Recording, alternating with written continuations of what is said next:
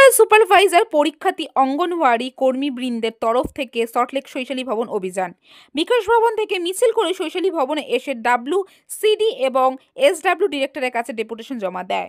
আন্দোলনকারীরা promotional supervisor পরীক্ষার্থী অঙ্গনওয়াড়ি কর্মী নোটিফিকেশন নাম্বার 1128/SW/O/3E/16/15 অনুযায়ী তাদের ফর্ম পূরণে 6 বছর এবং ইন্টারভিউ দেওয়ার 2 বছর পূর্ণ হয়ে গেলেও চাকরি পায়নি।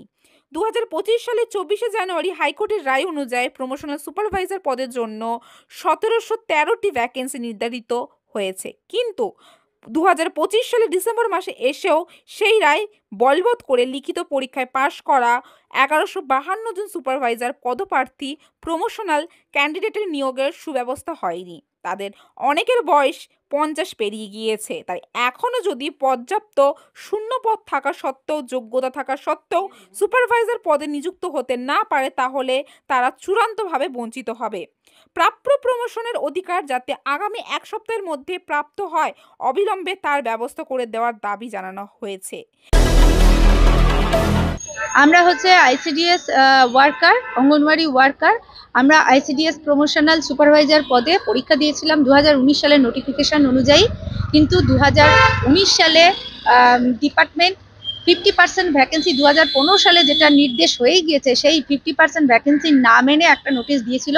আমরা মহামান্য হাইকোর্টের কাছে চ্যালেঞ্জ করে সেটা জিতি, কিন্তু সেই রায়কে বারংবার চ্যালেঞ্জ করে যাচ্ছে সরকার, কিন্তু বারংবার তারা হেরে গেছে। ডিভিশন বেঞ্চে চ্যালেঞ্জ করার পর তারা হেরে গেছে, তারা পুনরায় আবার সুপ্রিম কোর্টে গেছে, কিন্তু তারা কোনোভাবেই সেই রায় সুপ্রিম কোর্টও বহাল রেখেছে। তারপরও কেন 50% ভ্যাকেন্সি মেনে এখনও আমাদের সবার নিয়োগ হলো না? আমরা 2019 সাল থেকে আমাদের প্রত্যেকের বয়স প্রায় 50 ওভার হয়ে যাচ্ছে, আমরা আর পেনশন বেনিফিট অনেকেই পাবো না।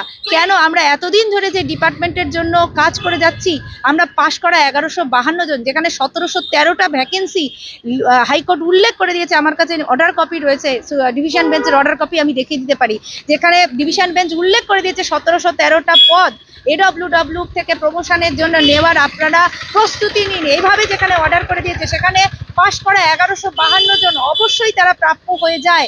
তো তাদেরকে কেন এখনো নিচ্ছে না? মাত্র 409 জনকে নিয়ে এখনো কেন বসে আছে আমরা সেটা জানি না।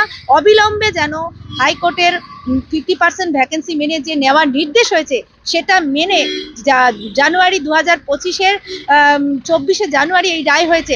এতদিন, আজকে ডিসেম্বর মাস হয়ে গেল, একটা বছর হয়ে গেল, সেই নির্দেশ মানা নিয়ে কোনো রকম